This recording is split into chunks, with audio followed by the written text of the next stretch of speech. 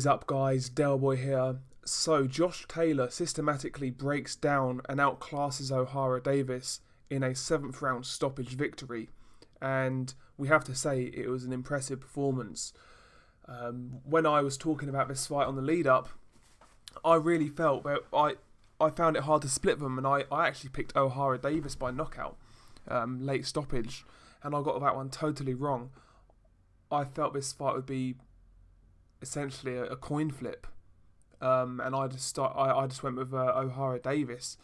But what we saw was let's be honest, quite a one-sided fight. You could argue Davies won the first round. He done well in the 6th, but in that fight, to me, Josh Taylor was always in control, even when Ohara did have him against the ropes a few times. And when Ohara was landing some shots, Taylor never seemed phased. And that was one of the big differences, the level of maturity and the level of composure from Josh Taylor was levels above Ohara Davies.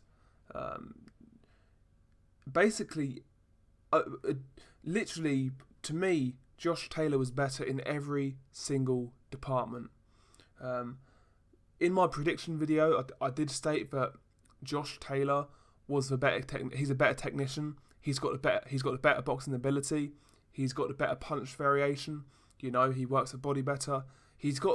In terms of boxing ability, Josh Taylor is better. But I always felt Ohara Davies, with his awkward style and his athleticism with power, would give Josh Taylor problems, because I've seen quite a few Josh Taylor fights, and there has been fights where there's a lot of times where he switches off and he gets hit a lot. And I felt if he did that against Ohara Davies, he's gonna pay the price for it. But it never happened, and he was always in control. Even the first round, which was kind of close, I had to give it to Josh Taylor. He was a more proactive guy. He was landing the crisper, cleaner shots. He was countering well. He was a guy who was dictating the pace, really. Ohara's attacks were really sort of lungy. He was sort of throwing himself off balance when he threw that right hand, and missing quite badly at times as well. Round 2 was a clear Josh Taylor round, working the body very well. He creates angles when he goes to the body so well, and it's a joy to watch. And round 2, more of the same. Taylor, working the body, picking off those counter shots, and systematically breaking down Ohara Davies. Round 3, Davies was competitive for the first half of the round, actually, and they, towards the end of the third round, sort of the last minute, they got in a exchange where it looked like Josh Taylor hurt Ohara to the body with a right hand, and they was exchanging. Ohara was getting caught by big counter shots from Taylor, and Taylor then wobbles him with a jab, and Ohara just takes a knee, from a jab. So round 3 was a 10-8 round for Taylor. Dominant round for Taylor. Looked really good in that round. Round 4 and 5, again, Taylor just had too much. He was countering well. The right hook was landing as well on numerous occasions. He was piecing Ohara Davies up, and while Ohara was trying, and he was still a factor. He wasn't a dead man walking per se, but it was how do I put this? It was a competitive, uncompetitive fight, if that makes sense. He was still throwing, but to me, it never looked like Taylor was in any danger. And I felt that from the first bell. Taylor just settled better immediately. But rounds 4 and 5 was more of the same. Taylor countering, Taylor working the body, just the better offense, the better defense, all round, just piecing Ohara Davies up. Round 6, Ohara Davies seemed to have like his second wind. He actually had a good round here. He was going for the kill. He was looking for those big shots. He wasn't setting them up. His jab was non-existent in this fight, but he was looking for that big right hand. He was looking for that big right uppercut. He was trying to work the body a few times. He was trying to force caution to the wind, and he was getting caught as well in this round. But at the end of the round, it appeared that he actually kind of buzzed Taylor.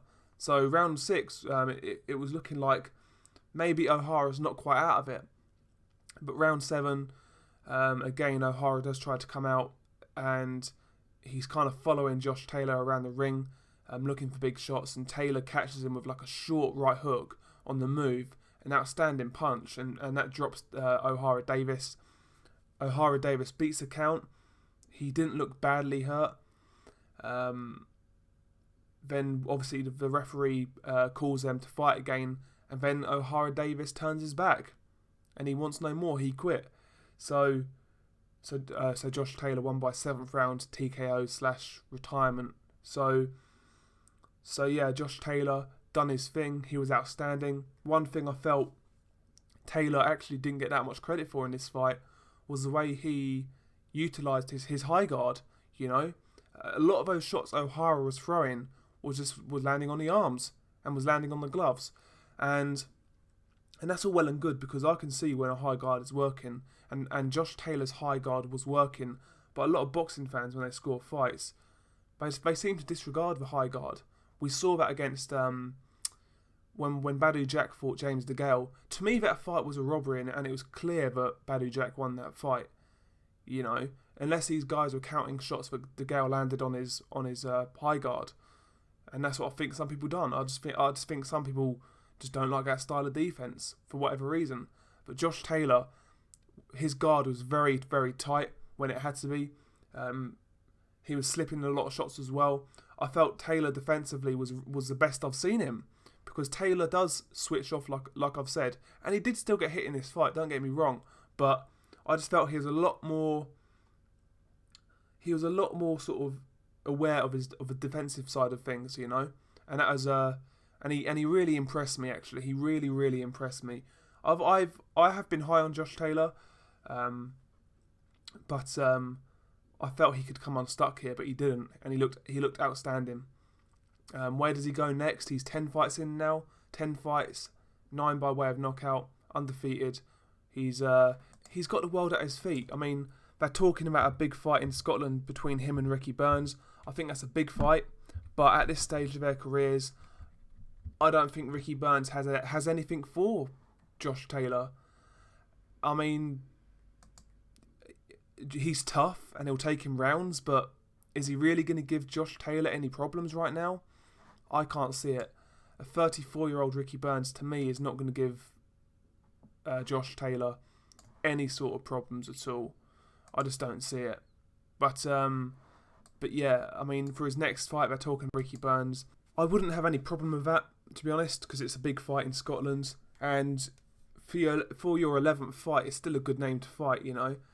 I mean, to be honest, from what I saw of Josh Taylor last night, or not last night, I saw it today, but what I saw of Josh Taylor, I wouldn't be too scared to put him in with Francis Barthélemy.